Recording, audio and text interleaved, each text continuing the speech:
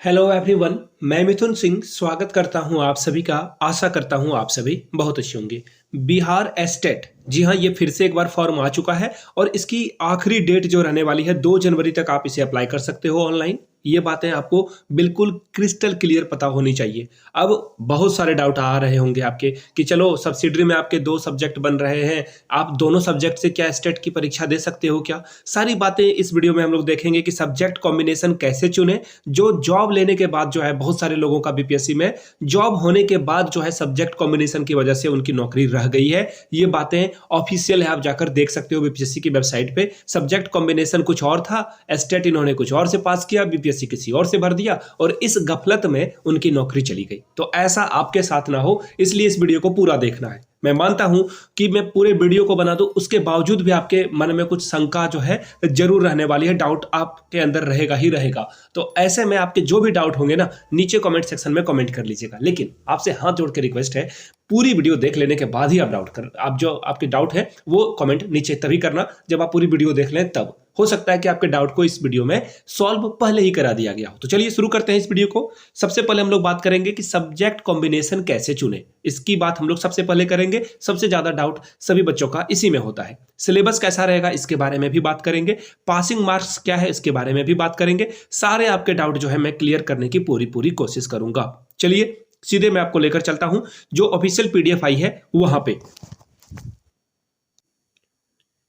यहां से आप देख सकते हो एस्टेट की परीक्षा कौन दे सकता है। सबसे पहले मैं ना जो जरूरी चीजें हैं वो आपके साथ साझा कर देता हूं। देखिए, सब्जेक्ट के लिए बीएड का पास होना जरूरी है। अगर आपके पास बीएड नहीं है आप अप्लाई नहीं कर सकते हो। अपियरिंग वाले क्या बीएड अपियरिंग वाले से फॉर्म को भर सकते हैं? बिल्कुल नहीं भर सकते हैं। आगे देख लीजिए, अगर आपके पास ग्रेजुएशन या फिर स्नातक जिसे बोलते हैं और बीएड का मूल प्रमाण पत्र नहीं है तो इसकी जगह पे आप जो है प्रोविजनल सर्टिफिकेट अपलोड करेंगे। यानी कि सर्टिफिकेट तो ये लेंगे ही लेंगे, चाहे वो मैनुअल हो या ऑनलाइन वाला हो। यानी कि औपबंधिक जो प्रमाण पत्र है आपका, जिसे आप बोलचाल की भाषा में प्रोविजनल सर्टिफिकेट बोलते हो, वो आपको अपलोड करना है एनी हाउ।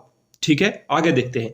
इंजीनियरिंग से जिन्होंने ग्रेजुएशन करा है, जो गणित की विशेषज्ञता रखते हैं, वह गणित विषय से और विज्ञान की विशेषज्ञता रखने वाले विज्ञान सब्जेक्ट से आवेदन करेंगे। अगर किसी अभ्यर्थी का किसी एक स्तर पर एक से अधिक योग्यता रखते हो तो वो किसी एक ही सब्जेक्ट में आवेदन करेंगे। ये बहुत इंपॉर्टेंट है। बहुत सारे लोग बोलते हैं कि मेरा इंग्लिश से भी कॉम्बिनेशन बन रहा है या हिंदी से भी बन रहा है, साथ में एसएसटी से भी बन रहा है। बहुत सारे लोगों का कहना है कि मेरा मैथ से भी बन रहा है और साइंस से भी बन रहा है। तो देखिए, आपका अगर ऑनर्स पेपर मैथ है तो मैथ के साथ आप जाओगे। अगर आपका ऑनर्स पेपर साइंस वाले सब्जेक्ट में से किसी एक के साथ है तो साइंस वाले के साथ जाइए, बाद में आपको तकलीफ होने वाली है। प्लीज आप जो है इसमें जो है अपनी बुद्धिमत्ता ना लगाएं, जो आपका ऑनर्स पेपर है उसी के अकॉर्डिंग जाएं आप। चलिए अब एक एक करके मैं दिखाता हूं आपको क्या कैसे भरना है। सबसे पहले भाषा विषय की बात कर लेते हैं, हिंदी, इंग्लिश, संस्कृत वाले सब्जेक्ट की। कोई भी भाषा विषय के फॉर्म वही अभ्यर्थी भर सकते हैं जो स्नातक स्तर पर ऑनर्स के रूप में भाषा उन्होंने पढ़ा है या फिर सब्सिडरी के रूप में पढ़ा है। यानी कि अगर आपने 2 साल जो है सब्सिडरी के तौर पर पढ़ा है तो आप यहां पे कर सकते हो आवेदन। याद रखिएगा, कंपोजिशन विषय के रूप में अगर आप भाषा पढ़े हैं तो भाषा विषय में आवेदन नहीं कर सकेंगे। कंपोजिशन विषय में नहीं, आपको एज ए सब्सिडरी पेपर अगर आपने हिंदी, इंग्लिश, संस्कृत, उर्दू, बंगला में से रखा है तो ही आप भर सकोगे। कंपोजिशन वाले सब्जेक्ट में आपका काम नहीं चलेगा। आगे देखिए, साइंस के लिए, साइंस में अगर आप स्नातक पर आपने प्राणी शास्त्र, वनस्पति शास्त्र, रसायन शास्त्र विषय पढ़ा है तो आप विज्ञान विषय से आवेदन करना होगा आपको। यानी कि बायोलॉजी, जूलॉजी और केमिस्ट्री अगर आपने पढ़ रखा है तो आप जो है साइंस सब्जेक्ट से आवेदन कर सकते हो। ऑनर्स कोई भी हो मायने नहीं रखता, ये तीनों सब्जेक्ट का कॉम्बिनेशन होना चाहिए। देखिए स्पष्ट रूप से लिख दिया गया है, 3 विषय आपने पढ़ रखा है, काम आपका बनेगा। आगे देखते हैं। आगे देखिए, गणित विषय की अगर मैं बात करूं, अगर आपका स्नातक स्तर पर भौतिकी, गणित और रसायन शास्त्र अगर आपने पढ़ रखा है तो आपको गणित विषय से ही आवेदन करना होगा। समझ रहे हो बात को? ऑनर्स कोई भी हो मायने नहीं रखता है। यानी कि फिजिक्स वाले, केमिस्ट्री वाले, मैथ वाले, आपको जो है मैथमेटिक्स से ही भरना होगा। याद रखिएगा कि बस आपका यह 3 विषय जो है पढ़ा हुआ होना चाहिए। पीसीएम जिन्होंने पढ़ा है वो मैथ से भरेंगे फॉर्म को।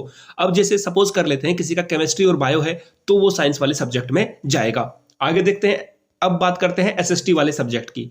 तो इतिहास, भूगोल, अर्थशास्त्र, राजनीतिक शास्त्र में से कोई 2 विषय ग्रेजुएशन में आपने अगर पढ़ रखा है तो आप सामाजिक विज्ञान से भरेंगे।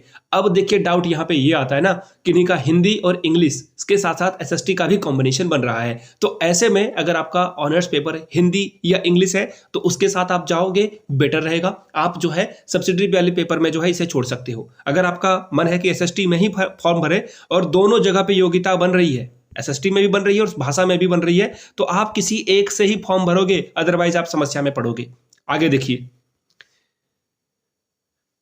कहने का मतलब यह है कि अगर आपने स्नातक स्तर पर भूगोल या इतिहास में से कोई एक विषय निश्चित तौर पर पढ़ा हुआ होना चाहिए आपको। देखिए यहाँ पे स्पष्ट रूप से लिख दिया गया है कि अगर आपने भूगोल और इतिहास में से कोई अगर आपने पढ़ा है तो ही आप अप्लाई कर सकते हो।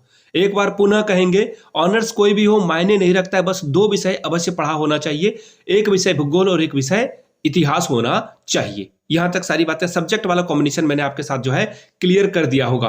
अब देखिए मैं आपको सीधे फिर से मैं जो है अपने थंबनेल पे लेकर चलता हूं और अब जो है सिलेबस कैसा है। मैं मिथुन सिंह। अब देखिए मैं आपको सिलेबस की ओर लेके चलता हूं। वेट अ मिनट, एक्चुअली थोड़ी सी यहां पे गफलत हो गई है।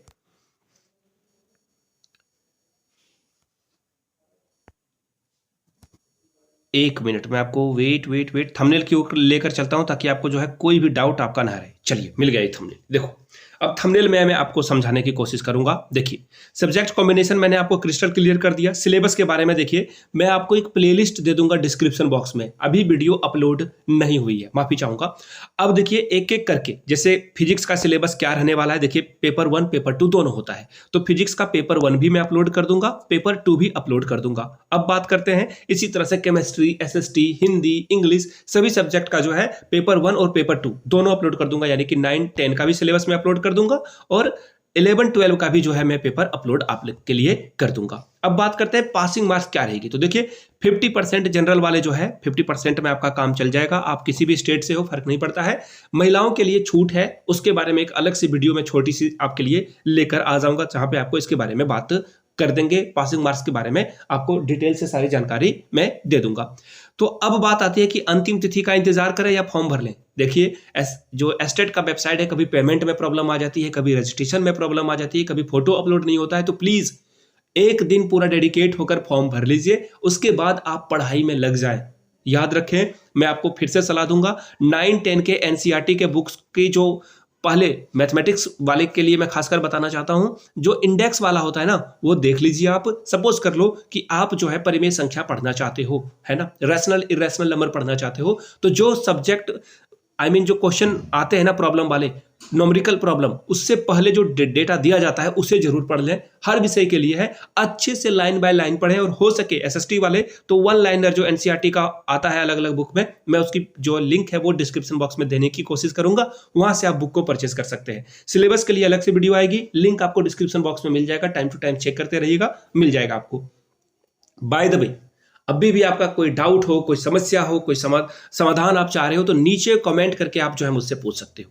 चलिए मिलते हैं किसी और वीडियो में। सारे इंफॉर्मेशन मैंने आपको पूरी देने की कोशिश करी है। बाय द वे कोई डाउट रहता हो तो नीचे पूछ लीजिएगा। वीडियो यहां तक देख ली है तो एक बार जय हिंद जरूर लिख दीजिएगा, ताकि जो है मेरा भी मोरल बूस्ट हो, देश का भी, और हम सभी जो है एक दूसरे से कनेक्ट फील करें। Thank you so much.